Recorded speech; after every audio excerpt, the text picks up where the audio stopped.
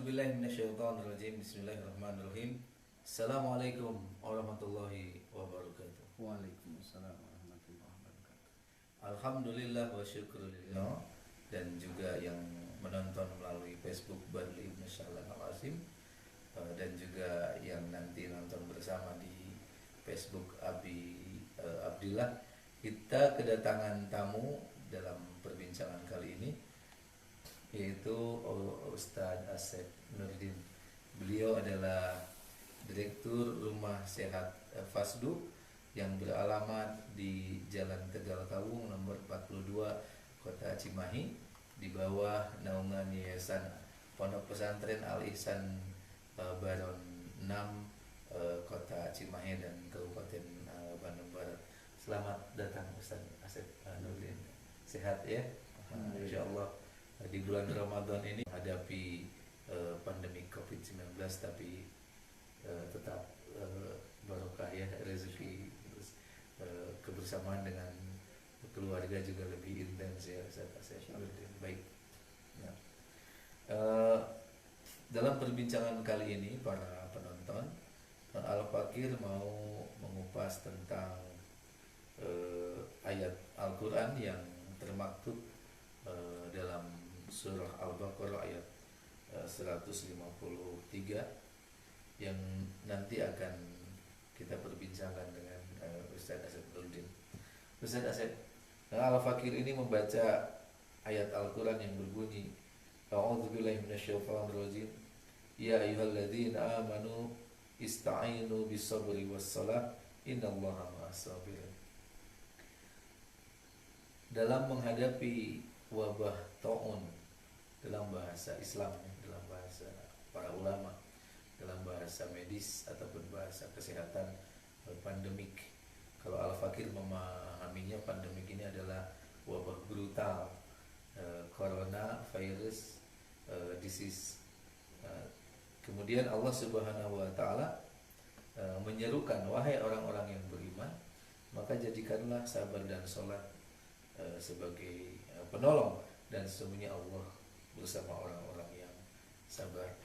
Barangkali Ustadz Asep ada yang bisa ditanggapi dengan kondisi pandemi, bulan Ramadan, krisis global, plus ada isyarat dari Allah. Ayat ini harus betul-betul digenggam oleh kita. Gimana Ustadz Asep? Ya, terima kasih. Makasih Ustaz Badli.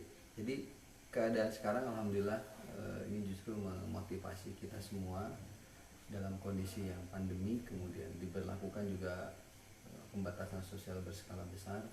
Jadi justru ini mengamalkan ayat yang tadi bahwa kita harus bersabar dengan kondisi ini, tapi juga kita harus benar-benar berpegang teguh dengan meminta pertolongan melalui sholat, meningkatkan amal ibadah kita kepada Allah melalui sholat terutama. Di bulan Ramadan yang mulia ini, yang doanya juga terijabah bagi orang-orang yang berpuasa, justru ini menjadi momen istimewa buat kita, diuji keimanan kita, diuji tingkat keistiqomahan kita kepada Allah. Apakah kita hanya bergantung kepada manusia yang tadinya hanya bisa mencegah dari sisi lahiriah penyebaran virus ini, atau kita akan berlomba-lomba juga meminta pertolongan dengan dibatasinya orang ke masjid. Mudah-mudahan keluarga kita jadi terbentuk nih, bisa terdidik oleh kita untuk semakin istiqomah sholat berjamaah, kemudian di awal waktu. Nah, ngomong-ngomong tentang pembatasan pelaksanaan ibadah di masjid, kalau sholat tarawih mayoritas ulama tidak begitu mempermasalahkan, karena memang sholat tarawih adalah ibadah sunnah. Nah, sementara hingga detik ini Al-Fakir pun masih dalam kondisi masih perdebatan masih terjadi, saling tabayun juga masih terjadi. Bahkan Habib Umar justru memberikan penguatan akidah, justru masjid jangan ditinggalkan, tapi sisi lain kita harus taat kepada pemimpin. Bagaimana nasihat Ustaz? Ya, kami berusaha mengamalkan atau mempraktekkan fatwa yang diberikan oleh ulama yang dalam hal ini MUI pusat gitu, di mana MUI mengeluarkan fatwa tentang pelaksanaan ibadah. Nah, justru di situ tegas sekali beberapa poin, mana daerah yang masih membolehkan melaksanakan ibadah seperti biasa, mana yang tidak boleh sama sekali, bahkan mana yang wajib tetap harus melaksanakan amal seperti sholat Jumat dan sebagainya. Artinya ketika ada satu masjid yang masih melaksanakan sholat Jumat, kalaulah menurut pemerintah setempat, aparat setempat, orang yang ada di daerah situ termasuk terkategori terkendali, justru ketika melaksanakan kegiatan Jumatan, berarti itu sebenarnya lagi mematuhi fatwa ulama. Jadi tidak dipukul rata bahwa semua daerah itu dinyatakan bahwa ini adalah berbahaya. Yang kedua adalah bagaimana komunikasi yang baik kita bina antara semua tokoh yang ada di sekitar masjid, termasuk di masjid, termasuk aparat-aparat setempat, untuk memastikan bahwa ini sudah sampai ke titik mana di daerah kita. Karena di daerah kami yang biasa kita lakukan pengelolaan masjidnya, kita lakukan itu beserta para tokoh, sehingga akhirnya kita lakukan pembatasan, orang luar tidak boleh masuk gitu. Tapi karena masjid tetap harus dimakmurkan, masjid tetap harus diurus, minimal pengurus dan beberapa warga setempat yang kita tahu sendiri bahwa warga ini tidak terkontaminasi, tidak pernah keluar kota, maka kita lakukan tetap sholat berjamaah di masjid, hanya terbatas orang, hanya dengan terbatas orang. Jumatan pun karena ada ulama yang mengatakan bahwa Jumatan bisa sah walaupun hanya dengan pelaksanaan 3-4 orang. Jadi artinya daripada sholat zuhur berjamaah 10-20 orang, mendingan diganti dengan sholat Jumat saja walaupun hanya dengan 4 orang. Kenapa? Karena tetap kewajiban sholat Jumat itu tidak gugur kalau dengan sholat zuhur. Kalau kami sih memandang seperti itu. Nah sekarang pasti para penonton pun banyak dari kalangan yang sedang dihadapkan pada permasalahannya itu, jika tetap keluar khawatir ada corona, tapi jika tidak keluar bagaimana dengan mencari nafkah ya. Kita coba hubungkan dengan ayat berikutnya, tetapi kita loncat satu ayat, yaitu surah Al-Baqarah ayat 155. Ini masih dalam satu fakrah yang sama, di mana Allah Subhanahu wa taala menyampaikan, a'udzubillahi minasyaitonir rajim, wa lanabluwannakum bisyai'im minal khaufi wal ju'i wan naqsin minal amwali wal anfus was samarat wa basyiris sabirin. Dan kami pasti akan menguji kamu dengan sedikit ketakutan. Corona ini bagi orang yang tidak beriman mungkin ini azab ya. Tapi bagi orang yang beriman ini adalah ujian.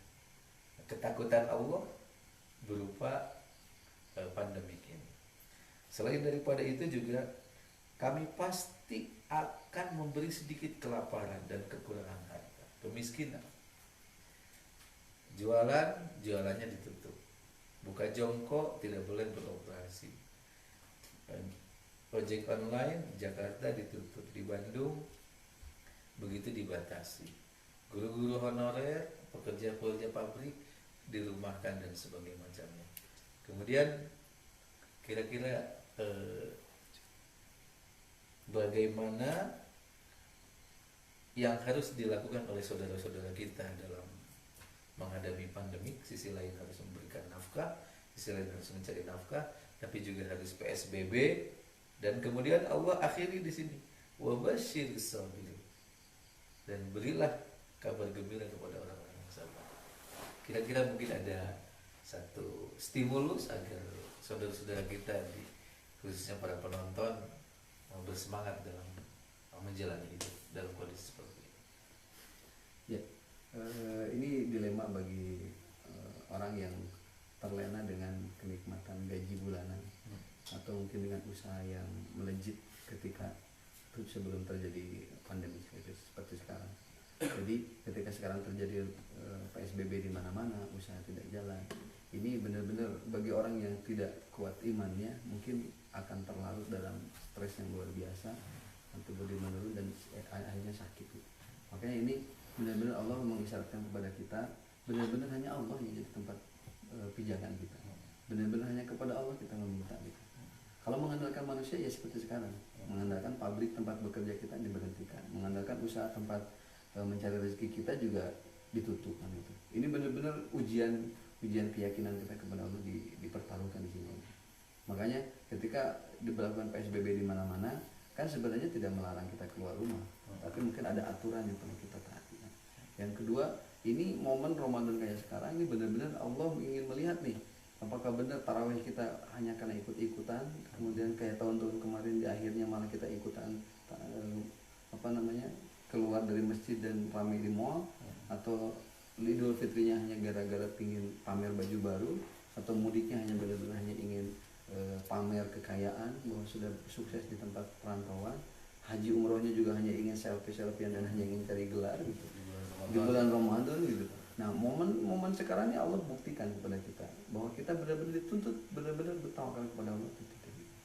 Ya mudah-mudahan wabah ini benar-benar menjadarkan semua umat Islam terutama bahwa apapun yang kita lakukan ujung-ujungnya harus benar-benar lillahi ta'ala, ujung-ujungnya harus berpegang kepada Allah SWT. Mudah-mudahan dengan sabar dan sholat yang kita lakukan, itulah akan menjadi obat kelaparan kita dan keluarga. Itu akan menjadi penyejuk kita ketika kita stres mencari penghidupan. Begitu. Itu kan alhamdulillah para penonton kita sudah mendapatkan semangat untuk individu kita, untuk keluarga kita, ya, untuk saudara-saudara kita yang ada di luar sana. Hanya saja kita kan hidup bernegara, kita juga punya pemerintah. Nah, kira-kira nasihat yang mau disampaikan tidak perlu mewakili siapa-siapa, kita mewakili diri kita masing-masing dalam kondisi pandemi COVID-19 ini. Sejatinya yang sudah dilakukan oleh pemerintah ini sudah tepat atau ada usulan, ya kenapa? Karena insya Allah pemerintah kita pemerintah yang baik, menerima nasihat dari siapapun termasuk dalam perbincangan kita kali ini. Dalam menghadapi COVID-19 itu yang tepatnya seperti apa, terus menjaga warga negara harus seperti apa, sehingga yang dimaksud dengan ya ayyuhalladzina amanu ista'inu bis-sabri was-salah innallaha ma'as-sabirin, yang dimaksud dengan wala nabluwannakum bisyai'in minal khaifi wal ju'i wa nafsin minal amwali wal anfus was-samarati wa basyiris sabirin, ini tidak hanya kepada individu saja tapi juga kepada pemerintah. Bagaimana? Ya, pesan saya mungkin tidak masalah siapapun, saya hanya ingin berpesan kepada semua pemangku kebijakan dari mulai level terendah sampai level tertinggi gitu. Yang pertama mungkin taatilah apa yang Allah dan Rasulnya sampaikan untuk tuntunan dalam menghadapi wabah, di mana pemerintah dalam ini mempunyai andil yang besar untuk menjamin keberlangsungan kehidupan warga. Apapun caranya pemerintah lebih tahu bagaimana sistemnya. Yang jelas warga ini harus terjamin ketika usahanya tidak lancar, pekerjaannya juga diberhentikan, bagaimana anak istri dan keluarganya bisa tetap berjalan. Yang kedua, bagaimana pemerintah ini bisa men-setting pola pemikiran masyarakat agar info-info yang beredar di masyarakat jangan info negatif gitu. Coba diimbangi dengan info-info positif. Seperti apa? Info-info positif itu seperti misalnya bahwa virus corona ini virus yang lemah. Jadi saking lemahnya kena air wudhu pakai sabun aja udah mati, berjemur juga mati. Kalaupun kita kena virus dan kita hanya berdiam di rumah, istirahat yang cukup, makan tidur, kemudian tidak stres, 14 hari akan sembuh sendiri. Itu info positif. Ditambah lagi ditemukan obat-obat yang bisa menyembuhkan. Sampaikan info itu sehingga warga tenang. Yang ketiga, yang berikutnya, ya mudah-mudahan info-info negatifnya bisa dikurangi lah. Artinya seperti apa? Kematian mendadak di negara Ekuador itu dimanapun berada. Kemudian info-info positif di daerah ini, positif daerah itu. Pastikan dan berikan edukasi yang jelas kepada yang seimbang. Karena ketika orang memahami di suatu daerah ada positif, sudah tuh langsung zona merah, sudah tuh langsung diisolasi. Pahamkan masyarakat bahwa positif itu positif apa gitu. Di kesehatan tuh ada 2 pemeriksaan positif pada corona, pemeriksaan rapid test sama swab test gitu. Pahamkan kalau selama ini yang beredar baru masih rapid test. Rapid test pemeriksaan antibody. Pemeriksaan antibody ketika dalam tubuh ada virus influenza, diperiksa itu pasti positif. Belum tentu corona gitu. Kalau sudah diperiksa swab diperiksa tes PCR, baru itu baru bisa dinyatakan positif corona. Artinya pahamkan warga, ketika pemeriksaannya belum nyampe ke swab test, maka jangan dulu dihebohkan gitu, sehingga warga tidak antipati terhadap tetangganya. Itu mungkin yang saya pesankan kepada pemerintah. Mudah-mudahan dengan begitu masyarakat jadi tenang. Pesan kepada pemerintah yang muslim, kira-kira beberapa kata silakan. Pada yang muslim yang tadi ikuti apa yang Allah dan Rasulnya tuntunkan, bahwa selain kita ikhtiar lahir dengan sanitizer, masker, kemudian jaga jarak, kemudian dibatasi aktivitas berkerumun, juga gemur-gemurkan juga untuk ikhtiar langitnya. Baik, masya Allah, ikhtiar langit, masya Allah. Baik, itu saja dulu yang bisa kami sampaikan untuk menemani saudara-saudaraku yang sedang melaksanakan ibadah sahur di bulan Ramadan 1441 Hijriah. Walaupun dalam kondisi pandemi COVID-19, tetapi Ramadan tetap barokah, dan insya Allah maghfirah, rahmat dari Allah Subhanahu wa Ta'ala akan tetap tercurah kepada mereka yang melaksanakan saum dengan khidmat di bulan Ramadan. Sebelum kita akhiri, kita akan bersalawat tasbih dulu. Allahumma salli ala sayyidina Muhammad wa ashghil li zalimin bizalimin wa akhrijna min bainihim salimin wa ala alihi wa sahbihi ajma'in. Kita akhiri dengan kafaratul majlis. Subhanakallahumma wa bihamdika asyhadu an la ilaha illa anta astaghfiruka wa atubu ilaik.